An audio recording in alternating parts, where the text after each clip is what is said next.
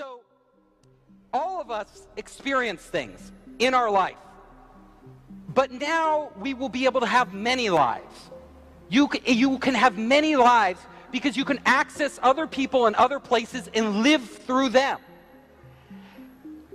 And if you want to think about this, it can be almost like heaven. Why do I say this? Because if you study every major religion in the world, every religion, Buddhism, Christianity, Hinduism, what those religions promise us is that we will escape our bodies in the future. We will go to some heaven or nirvana or a state of non-being or a state of inclusiveness with everybody. No longer will we and our consciousness be confined to our bodies as an individual. In fact, if you look at us right now as a human being, if I feel pain, if I'm in pain, nobody else can feel the pain I feel.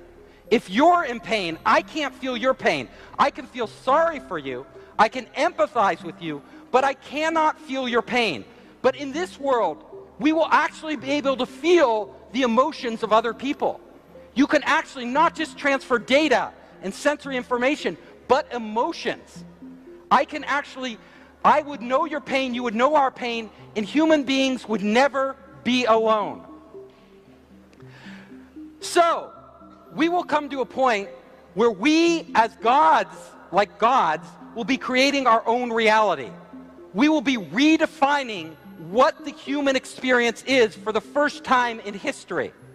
This can happen, and it will happen, but what we want to think about is this. Technology is really powerful.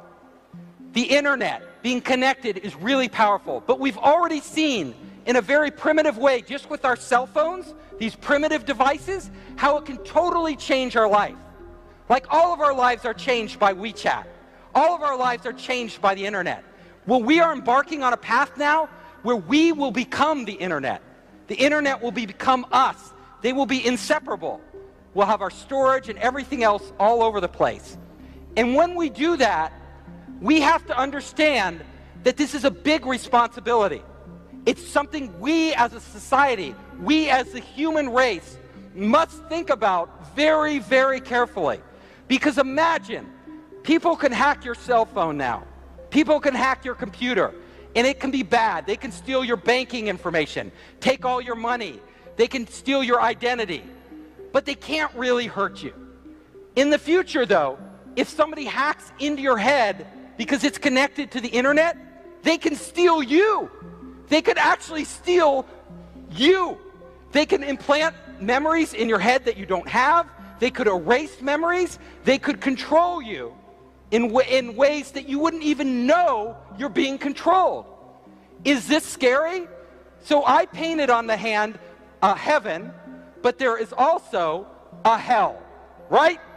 This is heaven and hell. We are on the cusp of this technology that is so powerful and has the potential to so radically transform our lives and our existence, and we have to be very careful about how we do this. We don't want people controlling us. So think about this. Think very carefully. Everybody in this room are very smart people. You're all highly educated. We are going to be making these decisions that lay the groundwork for this technology in our lifetime. And those decisions will affect the rest of humanity more than any decisions we have made in the past. And let me tell you, 1 minute, these devices are now capable of actually recording dreams, but not in a very granular way. In a very primitive way, they can actually capture and identify what a person is dreaming. That is just the beginning of where we are headed. Right now, scientists in laboratories around the world are developing brain chips. Now, these are chips that can be inserted into the brain, and they are wireless. And let me show you. They have actually had a monkey that broke its back. So its spinal cord was severed. The monkey was paralyzed from the waist down. But they inserted a chip in the monkey's brain, And then they inserted another chip in its lower spine. And they allowed the brain to communicate with the lower spine. As soon as they did this, the monkey could walk again. That is amazing. Totally amazing. So they could actually transmit the thoughts of the monkey wirelessly to parts of the body. But it gets even more amazing than that. So they now have, in a laboratory, monkeys with chips in their brain. And then they have an electric wheelchair. And just by thinking, just with the thought of the monkey, they can drive the wheelchair around. Think about that. If a monkey can do that, what could you do if you had that chip in your brain? They have also done experiments with monkeys with a chip in their brain and a robotic arm. And the monkey, just by thinking, can reach out and grab something like food and feed itself. That is amazing if you think about it. So the monkey's thoughts are actually able to control things outside their body. So when we start to think about the future, about where technology is headed, this is where we're going. We will have brain chips in humans. And the people who will get those brain chips first are people who suffer from severe medical conditions. So if you have a severe medical condition, like you're paralyzed from the neck down, or you suffer a brain disorder like Alzheimer's disease or Parkinson's disease, and that brain chip can restore your quality of life, would you hesitate to get the chip? No, of course not. You would say, put the chip in my brain. So that is starting right now, these experiments. And even more interesting, scientists have done experiments with rats, and they have chips in the rat's brain. And what they did was they taught a rat how to do certain things. And when the rat did all these complex things, it could get food. Now, it took the rat weeks to learn that. Weeks. But then they hooked the rat's brain chip to the internet. And they had another rat in another city. And instantly they connected those two rats' brains. And do you know what happened? The other rat knew how to get the food right away. It didn't have to learn anything. The knowledge was transferred from one brain of a living animal to another brain. That is amazing. That opens up a world of possibilities. Because if they can do that in rats today, imagine 10 years from now what they can do in humans. And we will go there. So, mind-to-mind communication. This is something of science fiction that we all read about. But this is actually possible today, as I just showed you. So there will come a point where if we have a chip in our brain, and you out there have a chip in your brain, we can communicate. We can communicate without talking. We can communicate when you're halfway around the world. And we can exchange knowledge.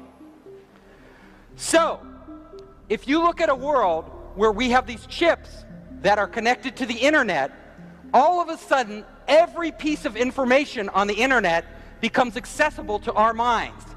Now, when we look back at today and we have to go to Baidu or Google and type it in, that will seem so primitive.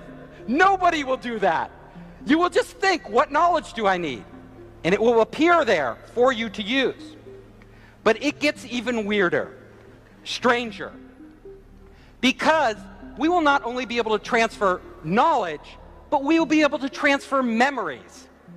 Now, so you could have an experience like skydiving, and all of a sudden you could transfer that experience to a friend. And all of a sudden they have experienced what you have experienced. It gets even weirder. Because we will be living our lives as our lives. We know our lives and our memories. But you will all of a sudden have access to anybody's life who wants to make it available to you. People will open source their lives so others can download pieces of their lives and experience those things. That will be really strange. We won't know the difference between our own memory and a memory we acquired from someone else. Think about that. It gets even stranger. So, all of us are here learning at Esau'S, right? Getting EMBAs and MBAs. Well, this will be obsolete because Esau'S will literally be in the cloud. And you will just download from all the best minds in the world whatever you need to know when you need to know it. Our brains we will no longer have universities as we have them today. That will change. Information will be on demand. Information will be commoditized. Knowledge will be commoditized. All of us will be smarter, have infinite amounts of storage, and infinite access to information. It will be unheard of. We will no longer be this isolated human being. We will be connected to everything. So, you can imagine not only will we be able to get knowledge, but we can actually have full experiences in our head. So right now we have these clunky VR units that we have to put on. But in the future, you can just download a whole environment and actually live in it. And all of you might think, this is not real. But do you know every night when you dream, those dreams are real. No matter how fantastic your dreams are, they are real. You feel like you're really there. Our brains have that capability already built in. All it takes is the technology to stimulate and transfer the right images in our brain so our brain creates them, and then we will live like the difference between us dreaming and reality will be blurred. We will be spending a lot of time outside our bodies. So, think about this. You, as a human being right now, are trapped in this body. But once you are connected to the internet, you are no longer trapped in your body. You can actually be anywhere at any time that any other person or any other device is getting sensory information. So there could be a robot on Mars, and you could literally tap into the robot on Mars, and it would be like you're on Mars. It could totally recreate the experience, including the sensations, the physical sensations, like everything of you being on Mars. You can live through other people, your favorite pop star, your favorite scientist. You could be in Elon Musk's head right now, walking around doing what he's doing, if Elon Musk allowed you to do that. It gets so strange because our senses now, we have our 5 senses of our body. But suddenly, if we are connected to a world of intelligent machines and intelligent sensors all over, we will no longer have 5 senses. We will have access to hundreds of sensory input, infrared, right? All these UV, all these different types of senses that we never even experienced before. It will radically change how we perceive existence. So if you start to go down this path, you see, we won't even be, our life today will be totally alien to us. We will be living in a whole nother reality that is blending information, sensory information, data information, memories, all of this from all around the world in this vast internet. And that will and can happen.